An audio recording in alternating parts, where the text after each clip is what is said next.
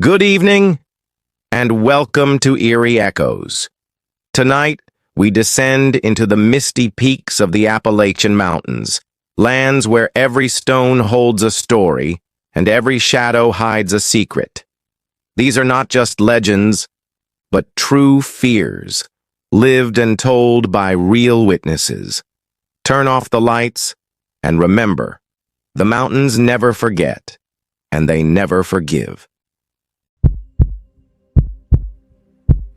The first time I heard my own voice on the Ranger radio, I figured the repeater had burped and spit back last night's check-in. The second time, it told me something I hadn't done yet. I'm writing this because I sent the audio and logbook scans to the channel. Names are changed and I'm leaving out the exact substation. But this was in West Virginia, on the Monongahela side, summer of 2017, inside the radio quiet zone near Green Bank. I was a seasonal, night watch at a decommissioned tower we still used for storm monitoring and trail closures. No cell service, one VHF handheld, one base set, a sleeping bag, and a wind that never seemed to run out of the pines. That night, a cold front knocked the power out around 10:30. The base radio ran off a battery bank and stayed up. I logged the outage, checked the generator, dead starter, and settled into the chair with my boots on. You learn to nap without sleeping. You also learn the personality of static. Real static has texture. You can tell wind from rain, a repeater squelch from a trucker's bleed. When the handheld on my chest harness crackled, I didn't look up. I just thumbed the PTT and said, "Copy, this is Tower Night Watch, go ahead." Only I hadn't heard a call. It was my own voice I was replying to. Same cadence, same cigarette burn rasp I get after a long day. I set the handheld down and glanced at the base set. The little green RX light pulsed without the TX light moving. I waited. Static rose and fell. Then, clear as a reading over a campfire, I heard myself say, "Log 2243, generator failed, battery bank at 70%. That was exactly what I'd written 15 minutes earlier. Word for word. I don't spook easy. You don't keep this job if you do. I told myself the tower was eating its tail. Repeater bounce, ducting, some meteorological trick that pushed my own traffic back at me. Still, I clicked the lamp on and pulled the logbook close. The radio hissed again. "Don't go down to the pump house," my voice said. "Not after midnight." I hadn't written that. I hadn't even thought about the pump house. There's a spring line that feeds a concrete box halfway down the slope. The thing is a raccoon and copperhead magnet. We check it every morning for grit and critters. I looked at the luminous hands on my watch. 11:52. 8 minutes to midnight. I stood up without meaning to. Same as you stand when somebody says your name behind you. "Who is this?" I asked, on base and handheld both. "Identify." Squelch. Then my own dry chuckle.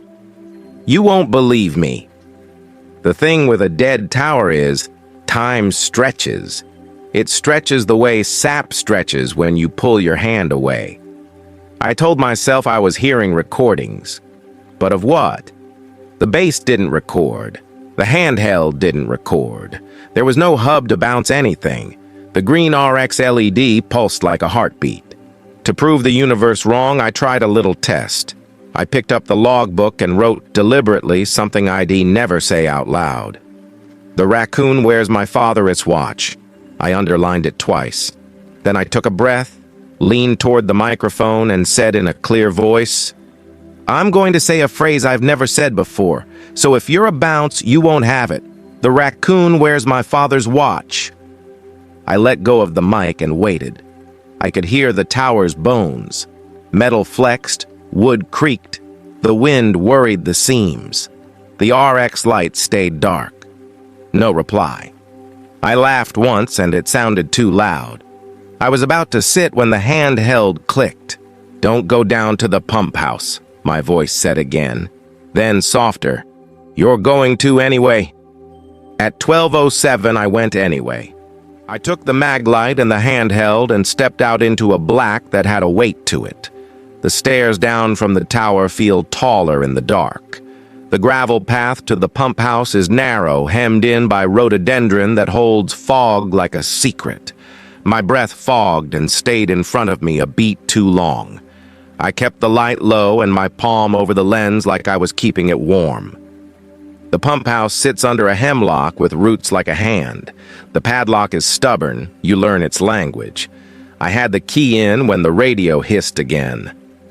"Don't," my voice said, and it wasn't a radio voice anymore. It was the voice I get when I am talking to someone I love and I am tired of arguing with them. You can call it curiosity. You can call it arrogance.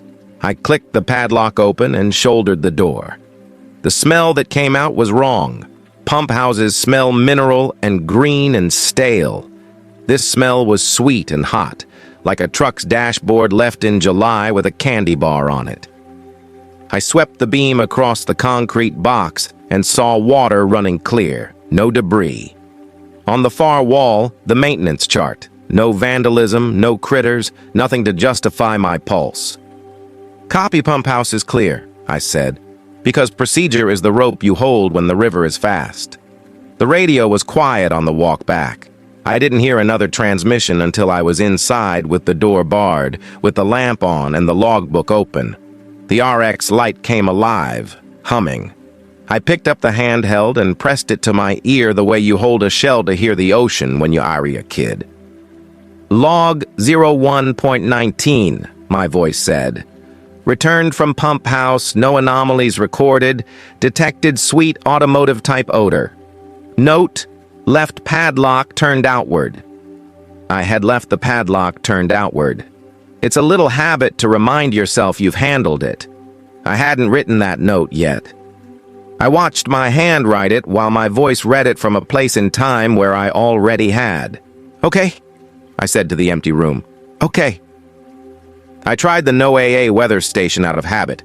162.400, 162.475, just to hear somebody who didn't sound like me. All I got was a faint carrier wave, and then the bass set bloomed again, strong and close. "It knocks at 213, my voice said. "Don't answer." There's a certain clarity that comes when the crazy thing happens in a way that leaves no oxygen for your doubt. I poured a coffee I didn't need and sat with my palms flat on the desk and watched the red second's hand sweep toward 213 like it was the second hand idea, not mine. At 212, the wind died. Not slowed, died. The tower's creaks settled into a silence that felt like a held breath. The RX light was steady green now without blinking. When the knock came, it wasn't a knock on wood. It was a knock on thin metal. The kind a ring makes when a hand you didn't expect puts weight on the door bar. 2 knocks, a pause, a third. I did not answer. I counted to 60, because numbers are another rope you can hold. I counted again. The radio hissed. "Good," my voice said. "That's as far as it gets." A laugh bubbled up and died on the way to my mouth. I sat there with the radio on my chest and my name and the date in my log and the sense that I was not alone and also not in danger exactly. It felt like being warned by a twin I'd never met. Dawn is everyone's bravest hour. At first light, I went down. The pump house padlock had been turned inward. I hadn't done that. In the dust on the stoop, there was a smear in the shape of a circle, like someone had tried to press a coin into the concrete and found it too hard. On the tower door, there were no marks. On the stairs, there were no prints. On the desk upstairs, my handwriting matched the words I'd heard overnight, including the parts I swore I hadn't written yet. I took photos. I sent copies to my supervisor, and he sent back a thumbs-up emoji and a reminder to note the outage in the morning report. You can say I pranked myself. You can say I fell asleep and dreamed with my eyes open and copied it into the log. You can say tropoducting or skip or a ham operator with a good ear and a cruel sense of humor. I've done this job long enough to be grateful when the woods decide to whisper instead of bite. The last transmission came at 06:03, while the sun pushed a gray line through the blinds.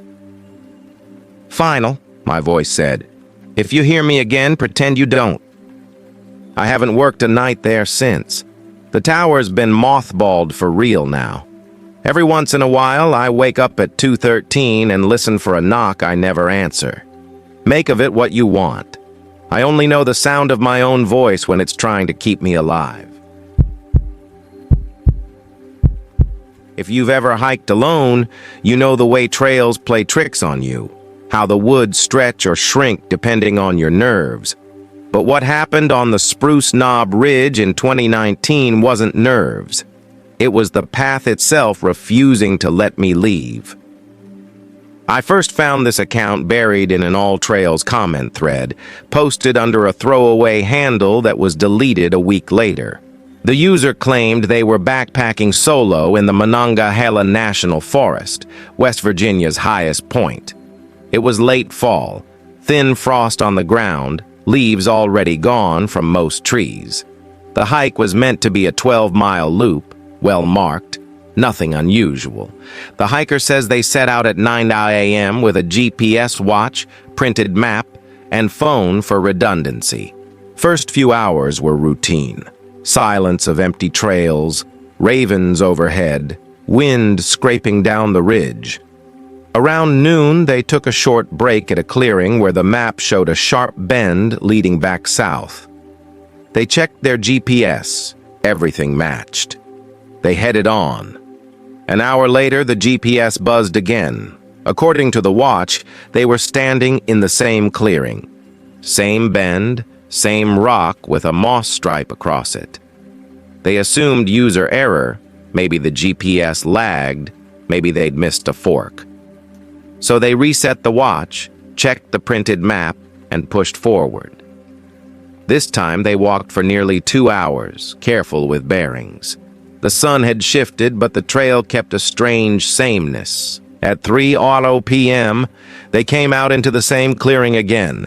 Same mossy rock, same notch in the tree line. They swear even their boot prints were there, faint but recognizable, circling back toward the same spot. That's when unease started to set in. Trails can double back, sure, but not like this. Not without a junction. They marked the rock with a bright orange bandana and forced themselves to hike north, straight off trail, using compass and sun. Scrambling over deadfall, clawing through rhododendron, they pushed for an hour downhill. Their thighs burned, hands raw from branches. Finally, they hit what looked like another trail. Relief. They turned right, following the slope. 10 minutes later, the trees thinned. They stepped into a clearing, same moss stripe on the rock. Their orange bandana fluttered in the breeze. Panic works in cycles. First denial, then anger, then bargaining. They threw the GPS on the ground, stomped it, screamed until their voice cracked. Then silence fell heavier than before. The woods didn't echo. They realized even the ravens were gone. They described checking their phone for signal. None. But the time on the lock screen gave them more fear than the looped trail. It still read 2:58 p.m., the same time as before. Battery percentage hadn't dropped either. They swear it was frozen. They tried restarting it. Dead screen, then the same numbers again. By then, shadows stretched long. They didn't trust the compass anymore. They didn't trust the slope or the trees. They say the clearing itself seemed to breathe, like the fog curled in time with their own chest. The hiker forced themselves to stay put, thinking search and rescue would find them if they didn't wander. They unrolled their bivy sack near the rock, pulled hat low, tried to wait it out. That's when the whispering began. Not words at first, just the cadence of human syllables. A rustle on the far side of the clearing, faint but steady. They say it was like children repeating phrases they didn't understand, tone rising and falling but never forming language. When they shined their headlamp, there was nothing, just the orange bandana glowing under the beam. At 2:58 a.m., 12 hours after the clock froze, the phone buzzed once. No call, no text, just the vibration. Screen still showed 2:58 p.m. They checked the GPS watch, and its log read, loop completed, distance 12.0 miles, duration 6 hours. But the watch hands still pointed to 2:58. They finally passed out near dawn. When they woke, frost covered the bivvy and their boots. Birds had returned. The phone rebooted normally, now showing 9:17 a.m., battery drained by half. The GPS showed a jagged path like a scribble, starting and ending at the same waypoint. The orange bandana was gone. They hiked south and reached a gravel road by noon. 2 locals in a pickup gave them a ride back to their car. When asked what trail they'd been on, the hikers said Spruce Knob Loop. Both men looked at each other and said, "That loop's been closed since last winter. Storm washed out the bend." The post ended with one line: "If you try the loop, don't trust the time. And if you see the clearing with the moss rock, don't stop to rest." The account was deleted within days. Screenshots still float around certain hiking boards, usually dismissed as a hoax. But search and rescue logs show at least 3 calls over the years from hikers claiming to be stuck circling the same spot in that section of Monongahela. True or not, if you ever hike Spruce Knob, maybe keep an eye on the clock. If it sticks at 2:58, turn back, if the trail even lets you. Bridges are supposed to connect places. In the Appalachian Hills, some of them connect times. This account came from Pocahontas County, West Virginia. It first appeared in a small-town newspaper's Strange But True column in 1982, later reposted in a local history forum. The man who told it swore he wasn't the type to believe in ghosts until the evening he crossed Mason Bridge. JC was 19, fresh from a logging camp shift, hitching home with a pack over his shoulder.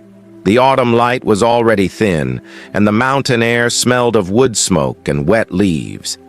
Mason Bridge appeared ahead, a narrow truss span, 1 lane wide, rust bleeding down its lattice sides.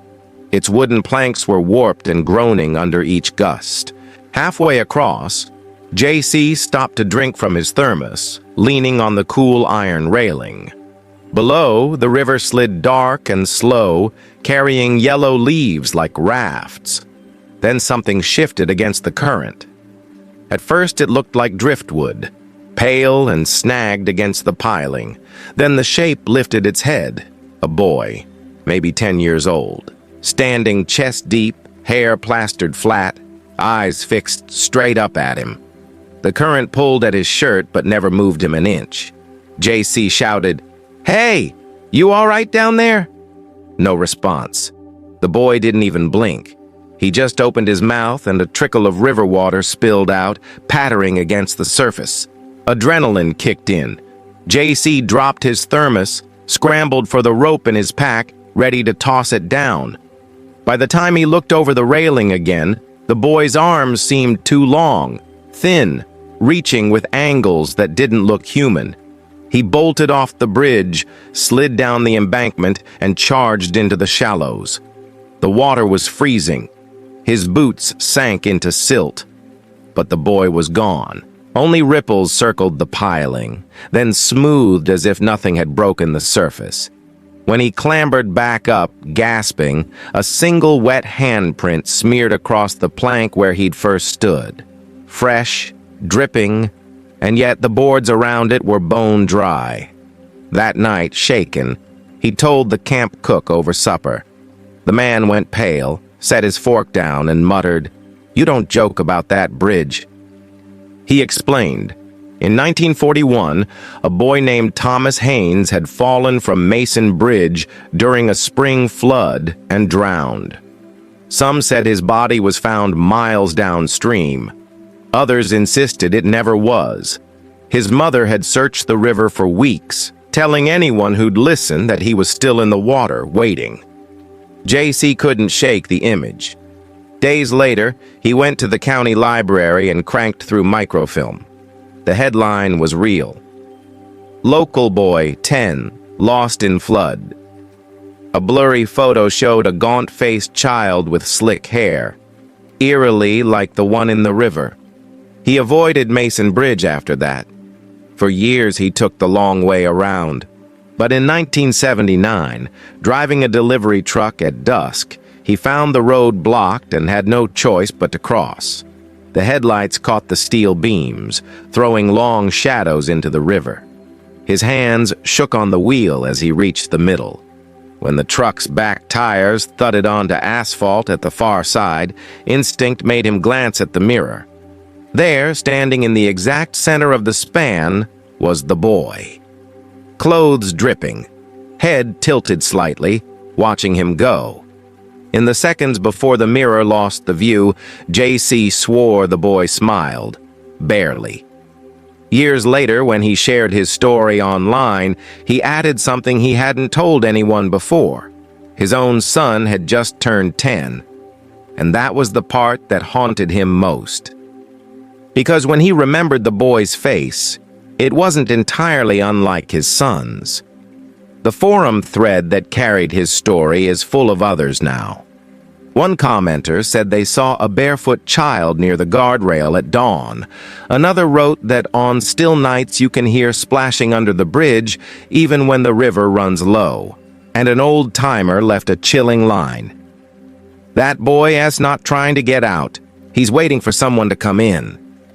JC's original words closed the post.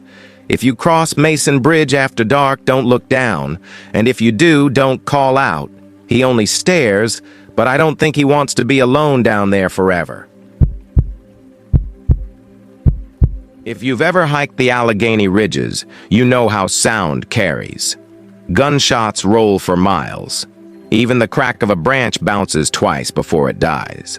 But one November evening in 2014, a young woman screamed her name from the top of Seneca Rocks, one of West Virginia's most famous cliffs, and nothing came back. Nothing except a voice that wasn't hers. Her account first appeared on a survivalist forum. She signed as Climber Girl 94, claiming she'd been hiking solo since college. This wasn't reckless, she explained. She was careful, experienced, logged her routes with her roommate before leaving. Seneca Rocks was a familiar climb, a trail she'd done before, and she expected a crisp, clear fall day. The parking lot was empty. That alone unnerved her. Usually there'd be at least one car, one fisherman, one other hiker. But that day, just her little Honda sat under the bare sycamores, its windows reflecting the pale sky. She brushed it off as luck, shouldered her pack, and began the ascent. The first hour was ordinary.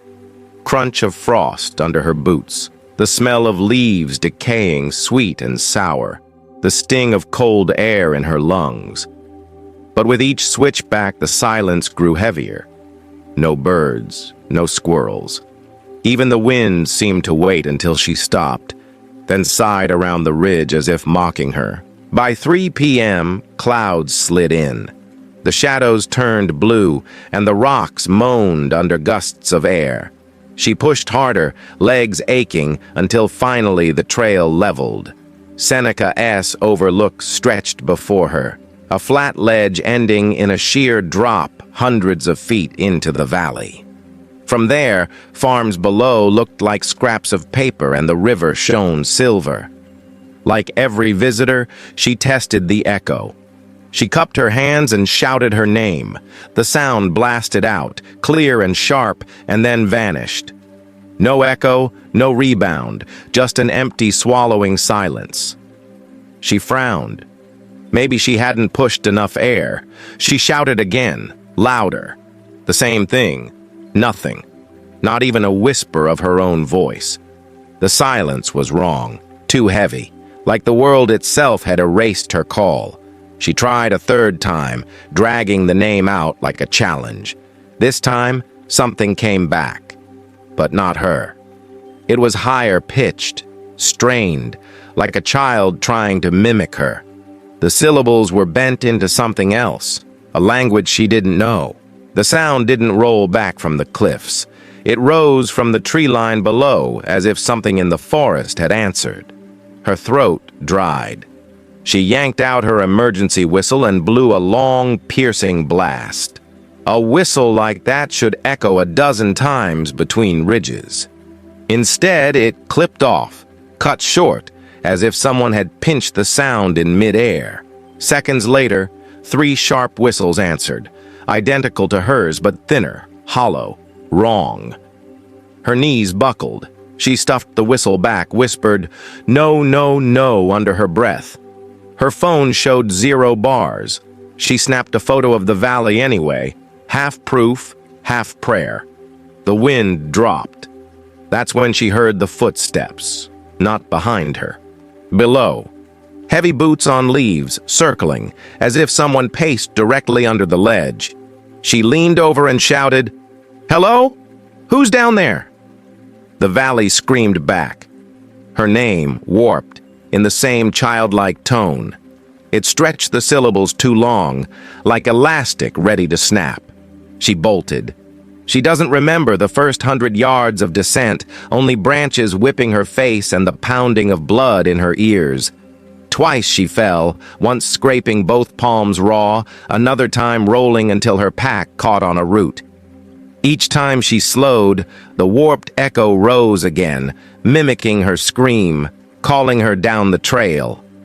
By the time the parking lot came into view, it was almost dark. Her car sat alone, headlights cold, her breath steaming in the chill air. She slammed the door, locked it, and started the engine with shaking hands. Her phone buzzed, a notification. She froze, then checked. The photo she had taken on the ledge was black, completely black, no data. The timestamp locked at 3:33 p.m., the moment she'd blown the whistle. She posted her story 2 nights later. Many mocked it. Geology enthusiasts explained sound absorption zones. Hunters claimed wind direction killed the echo, but some locals backed her. Don't test the rocks after Halloween. The voices answer back. A chilling add-on came 3 years later. Another user replied with his own encounter. He claimed he had climbed Seneca at dawn, shouted his name, and heard a woman scream it back. He uploaded a shaky phone video, the ridge, wind, then faintly, out of sync with his lips, a scream that wasn't his. The clip was deleted after weeks, but fragments still float on paranormal forums. The original poster ended her account with a blunt warning.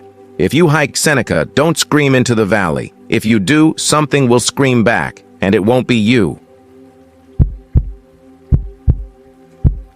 Some lakes in the Appalachians are so still, they turn into mirrors.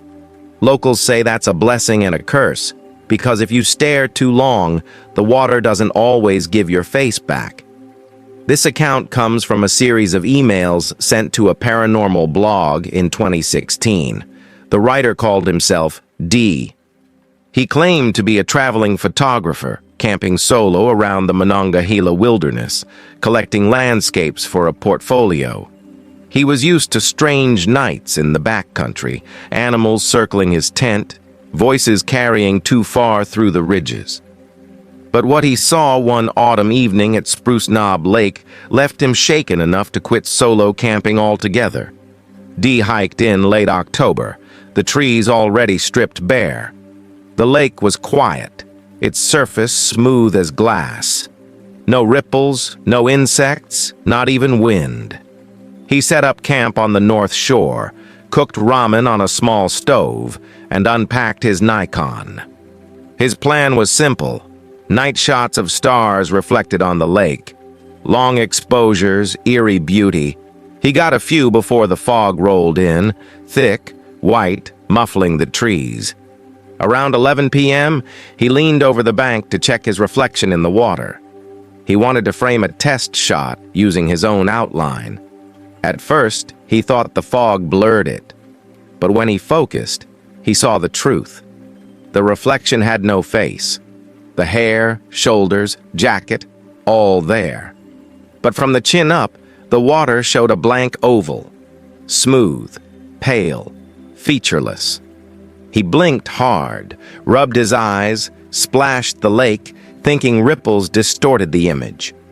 The reflection stilled again, featureless still. He pulled back, heart pounding. Out loud, he muttered, "That's not right." His own voice sounded too loud against the fog.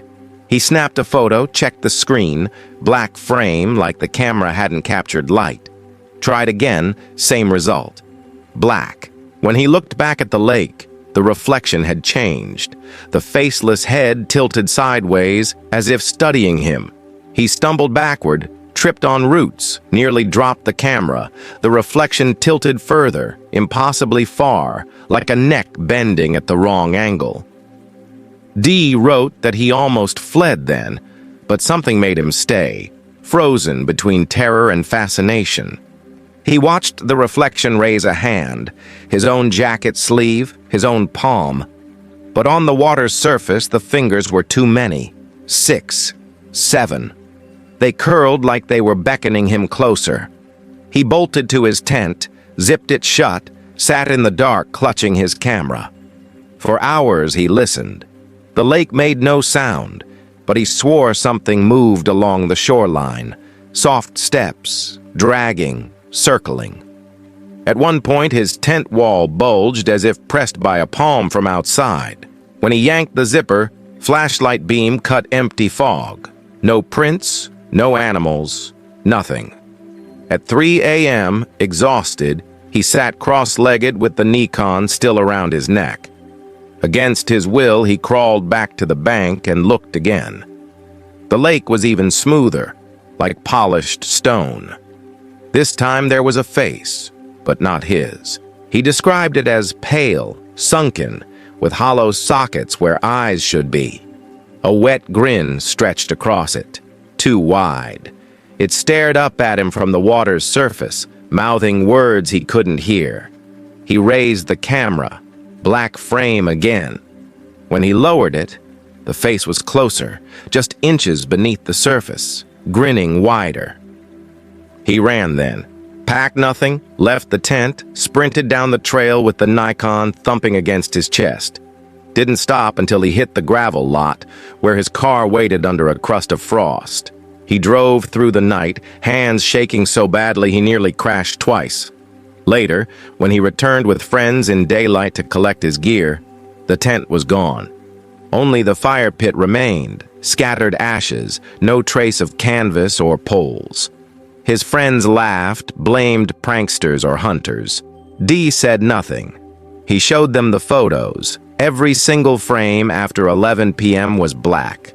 The metadata showed timestamps but zero exposure data, as if the lens had been covered. The blog published his story. In the comments, other users chimed in. One claimed Spruce Knob Lake had been nicknamed Mirror S Edge by locals who refused to fish there at night. Another said his uncle swore he'd seen a faceless woman S reflection in that same water back in the 70s, and she smiled when no one else did. D'Alia's final email to the blogger ended simply, "I don't care what anyone believes. I know what I saw. And if the water ever smiles back at you, don't smile back." Some cabins feel wrong the second you step inside, not because of smell or sound, but because of what's missing. In Pocahontas County, West Virginia, there's a cabin that never kept a mirror, and visitors say the glass there didn't stay empty. The story first appeared as an Airbnb review in 2017. The review was live for less than 2 weeks before it disappeared. But someone had already saved screenshots and reposted them on a paranormal blog. The guest signed her name as Rachel M., a schoolteacher from Charleston. She and two friends, Melissa and Kara, had rented the cabin for a quiet fall weekend. The listing looked normal: pine walls, quilts, a wide porch with rocking chairs. The photos gave a sense of rustic peace. But Rachel wrote that something felt odd even before they arrived. They noticed it the first evening, unpacking their bags. There were no mirrors, none in the bathroom above the sink, none in the bedrooms, not even the small decorative ones you usually see in mountain rentals. At first, they joked. "Maybe the owners are superstitious," Kara laughed, running her hands over the plain wooden walls. "Or maybe they're just cheap and don't want to replace broken glass." It didn't seem serious until after dinner. They sat around the fire with mugs of cocoa, listening to wind stroke the trees. Rachel got up to check the weather outside. She pulled the curtain back and froze. In the window, her reflection stared back, sort of. It wasn't sharp. Her face blurred as if seen through water, features soft, mouth drooping. She waved her hand. The reflection moved, but a second late, lagging like a bad video feed. She called the others. Melissa gasped, Kara cursed, and together they leaned toward the glass. The pain felt slick, colder than the autumn air outside. Rachel's reflection wavered again, and then other faces appeared behind hers. Not solid, not crisp, just dozens of blurred heads crowding the window, pressed too close, cheeks and foreheads merging. Some looked child-sized, some seemed larger. All were silent, features shifting like smoke. The three women screamed and stumbled back. The window went black, showing nothing but their fire-lit room. They tried to rationalize, maybe fatigue, maybe reflections of the fire. But as night thickened, each window began to show things. Pale hands dragging across the surface, slow and deliberate, leaving streaks like condensation. Except the streaks were on the outside, where no one had touched. At 1 a.m., Melissa woke Rachel. "Listen," she whispered. From the living room came a faint tapping, irregular, like fingernails on glass. They crept out together. Every window in the cabin shimmered. Faces pressed there, blurred, half-formed, mouths opening and closing as if speaking through water. No sound came. At 3 a.m., the worst moment arrived. A loud crack split the silence, like wood snapping under weight. All three ran to the living room. Every window was marked with scratches. Jagged claw marks carved deep across the panes, as though someone had raked the glass from the inside. One mark even spelled a crude shape of an open hand, fingers stretched wide. Kara swore she saw one face linger, mouth open in a soundless scream before it melted into the black. That was enough.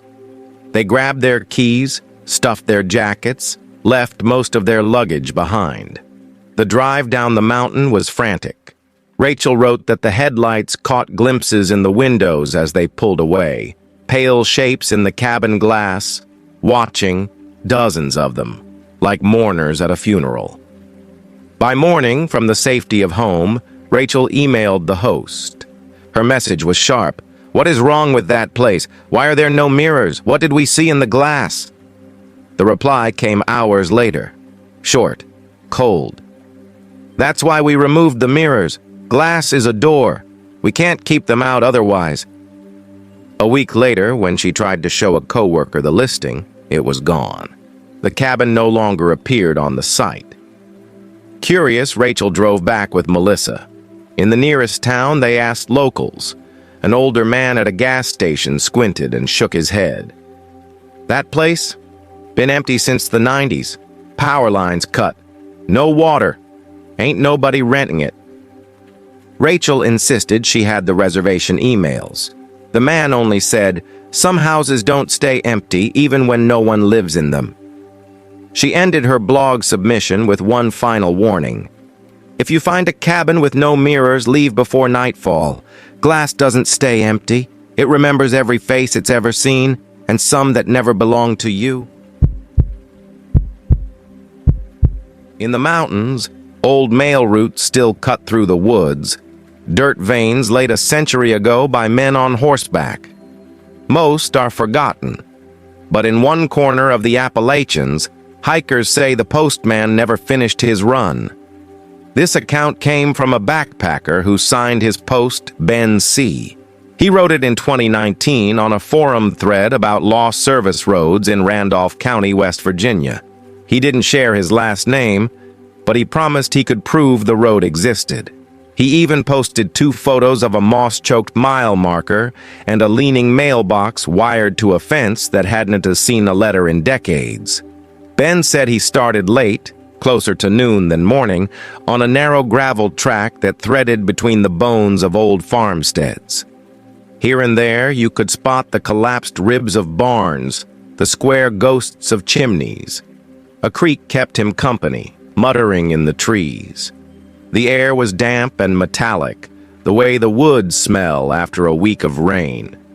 He followed the track for 6 hours, dogged up toward a ridge where the road turned to 2 pale ruts in the grass.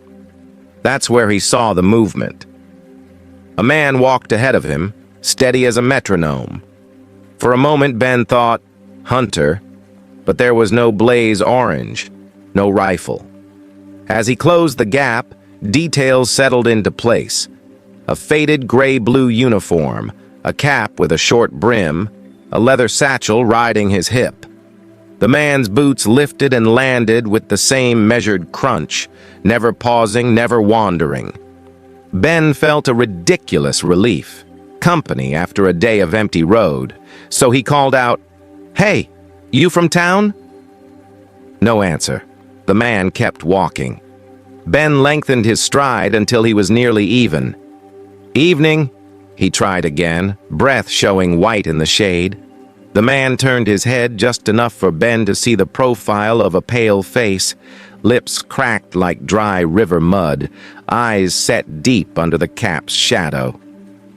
Then he reached into the satchel, drew out an envelope and held it out, palm up, as if this had always been the reason he walked. Ben hesitated. The envelope was yellowed, the corners curled inward as if they were tired of holding shape.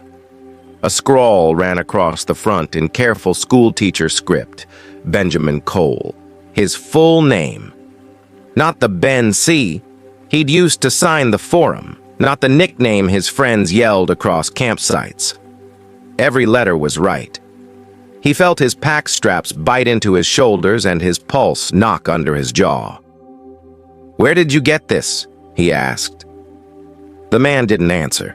His hand trembled, and up close, Ben noticed the leather satchel was dark with old water stains, swollen at the seams, as if it had been soaked and dried too many times. He took the envelope. The paper felt cool and slightly tacky, as if it had been pulled from a river 10 minutes ago. By the time Ben looked up, the uniformed man had pivoted back to the road and resumed his even pace. Ben matched him for 20 yards, then 30, trying questions that went nowhere. "Do you need help? Are you headed to Dry Creek? Is there a post office out here?" The only replies were the patient crunch of boots and the soft clink of a metal buckle on the satchel strap. When the grade steepened, Ben lifted his eyes to the ridge crest, and the man was gone. No bend, no brush to swallow him, no footprints ahead where the gravel thinned to bedrock. At the ridge, the light went thin. Ben set his tent in a pocket of spruce, lit a small fire, and put the envelope between his knees. He stared until his eyes ached. Finally, he slid a knife under the brittle flap and lifted. Inside lay a single sheet of paper, blank. No address lines, no ink ghosting through from some long-faded message. He turned it in the firelight and noticed a faint watermark at the top.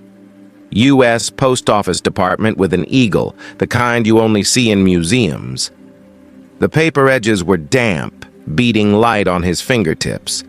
He held the sheet closer to the flame, half expecting lemon juice letters to bloom. The heat only drew out a sweet stale smell, old glue and river plants. He should have been tired. He wasn't. Around 11:30, the woods pressed in with that special ridge silence, the kind that dares you to fill it with your own breathing. That was when the footsteps started again, steady, measured, as if someone walked past the tent and kept walking, then turned and made another pass. Ben killed the fire to listen. The steps went by a third time, receded, returned. When he yanked the zipper and shone his headlamp, the trail was empty. The beam caught only fog and the silver threads of spider webbing between grass tips. He slept in snatches, waking to the dull clink of metal like a buckle tapped against a belt. Once he smelled wet leather. At gray light, he sat up, heart sore from beating, and reached for the envelope. It was gone. The ash circle of his fire looked churned, as if a heel had stepped through. He ran a palm around his sleeping pad and under his pack, checked every pocket. Nothing. He told himself he'd dropped it near the ridge and lost it in the dark. He told himself not to tell himself anything. He broke camp fast and hiked out. There's a store at the bottom of those hills with a Coca-Cola sign that looks older than the asphalt. The owner is a man who speaks in short sentences and longer silences. Ben leaned on the counter and asked about the old road up on the ridge. The owner studied him as if choosing whether to pour coffee or call someone. Finally, he said, "That's Dry Creek Run. Mail used to go through there." A beat. Flood of 22 took the postman at the ford. Folks said he never made his last round. "Did he have a name?" Ben asked. "Whitlow," the owner said. "Thomas Whitlow. My granddad told it." He wiped a ring of water off the counter with the heel of his hand and added almost kindly, "Granddad also swore Whitlow kept walking. Said he'd hand out letters sometimes. Names were never wrong, only the year." Ben drove into town and did what people do when they dawn to want to be alone with a story.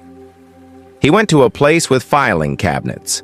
The County Historical Society lives in 2 rooms behind the library. A volunteer in a sweater vest showed him a brittle ledger, Rural Routes and Contracts, 1913 to 1927. There was a penciled entry for Dry Creek, Route 3, and a neat notation in 1922.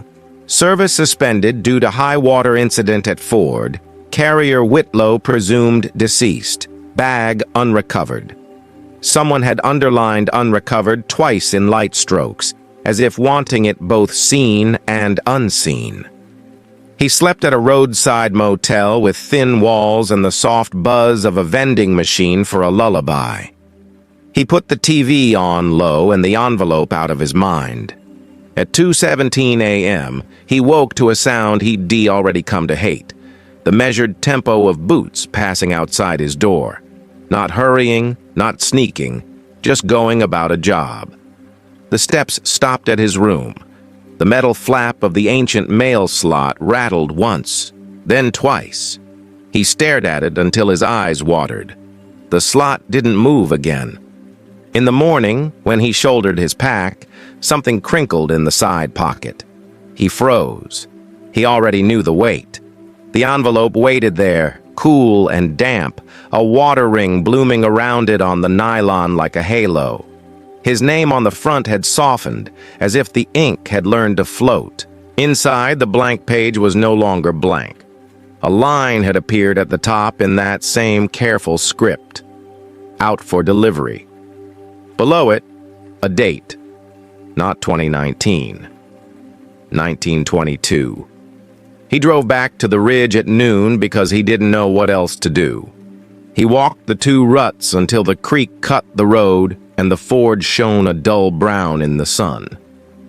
The water was only knee-deep, no danger now, but 100 years ago, after a week of rain, it would have taken a horse like a hand taking a coin. He stood there with the envelope and said out loud, "I think this is yours." No wind, No reply. He placed the envelope on a flat rock and stepped back. The paper fluttered once, twice, then lay still. He waited 10 minutes, then 15, and felt nearly foolish enough to laugh, until he heard the soft clink of a buckle behind him and turned to see no one. When he faced the rock again, the envelope was gone. He didn't tell the forum readers about the motel or the mail slot or the line of script that changed. He only wrote, "I met a man in uniform on the Dry Creek Road. He handed me a letter with my name on it. The paper was wet. I camped. I heard footsteps. In the morning, the envelope was gone. The storekeeper told me a carrier named Whitlow drowned in 1922 and that his bag was never recovered. Believe me or don't. But if you hike that ridge and a man in blue offers you a letter, think hard before you take it. I'm not sure he's delivering. He might be collecting." 2 months after his post, a new account replied with a photo of a mailbox wired to a fence under a stand of spruce. The flag was up. In the box was a single envelope, edges softened by damp, front scrawled in the same careful hand. "Change of address form enclosed." The commenter wrote only, "No form inside. Just a blank page, smelled like the river. Make of it what you want. Some routes end. This one just learns your name and keeps walking." Campfires are supposed to make the woods feel safer. The glow keeps shadows back. The heat drives off what creeps in the cold. But one October night in 2015, a pair of hikers in the Cranberry Wilderness claimed their fire didn't just light the forest. It changed it. This account comes from 2 different sources. A post on a hiking board by a man who called himself LJ, and a follow-up email submitted to a paranormal archive a month later. Both tell the same story almost word for word, which makes it harder to dismiss. LJ wrote that he and his cousin Mark had hiked all day, packs heavy with fall gear. They set camp near a stream bed under tall red spruces. The air carried that metallic bite that means frost is coming. They gathered wood, sparked a fire, and let the flames lick tall. At first, nothing unusual, just the crackle, the sparks rising into the black. But after half an hour, the fire shifted. Not the logs, not the smoke, the light. The flames burned orange as always, but everything outside the ring of light changed color. The trees turned red, not from reflection, deep, solid, as if their needles had grown crimson. The moss at their boots looked like coals. The cousins stared, thinking it a trick of tired eyes. Then, slowly, the forest changed again. Blue. The trunks gleamed like moon-washed ice. The fog rolling low through the underbrush carried a cobalt tint. Their own skin looked bloodless in the glow. Mark cursed, kicked at the fire, sending sparks up. Still the flames burned normal, but the woods around pulsed blue like a bruise. They doused their eyes with water, laughed nervously, argued about phosphorus, about mushrooms. Then the light shifted once more, green, not the green of daytime or leaves, a deep emerald glow suffocating, almost liquid. The needles above seemed to drip color. The cousins swore the bark of the trees looked slick, as though painted. The air itself grew thick, heavy, and smelled faintly of copper. They wanted to run. But beyond the fire's circle, the forest seemed endless, unfamiliar, like stepping into another world. So they stayed, clutching knives, listening. That's when they heard the voices. Soft at first, layered, dozens of them, whispering under the emerald glow. The words weren't clear, half syllables, half breaths, but they circled the camp, moving just beyond the fire. Both men called out. No reply, only whispers folding over whispers. Then laughter, thin, childlike, weaving between the trunks. Mark threw a log into the fire to drive it higher. The forest pulsed brighter green in answer. For a second, they saw shapes, silhouettes between the spruces, too tall, too thin, bending like reeds in the glow. Dozens of them, swaying. The cousins grabbed their packs, stomped the fire out in panic. As the last embers hissed, the colors collapsed. The forest went dark, utterly black. They didn't even see stars. They stumbled blind for minutes before one of them dared flick a headlamp. The beam fell on trees, normal brown bark, normal shadow. But every leaf within sight was scorched black, as if fire had swept through in silence. At dawn, the truth hit harder. Every tree in a 50-yard circle stood stripped, leaves brittle and black falling at a touch. Beyond that ring, the forest looked untouched, golden leaves still clinging, moss bright, ground damp with life. The cousins hiked out fast, speaking little. Days later, LJ returned with a ranger friend. The circle was still there, dead leaves, blackened needles. The ranger blamed disease or blight, but admitted he'd never seen a line so sharp, living woods giving way to death like a perfect boundary. The online thread drew attention. Some readers claimed natural causes. Others whispered about the Emerald Night, a local legend of a green fire that burns forests without heat. One user swore his grandfather saw it in the 1960s, and it left a clearing so sterile no plants grew for years. LJ ended his account simply. I don't care what caused it. All I know is the fire wasn't what burned those trees, and whatever turned the forest green didn't want us there.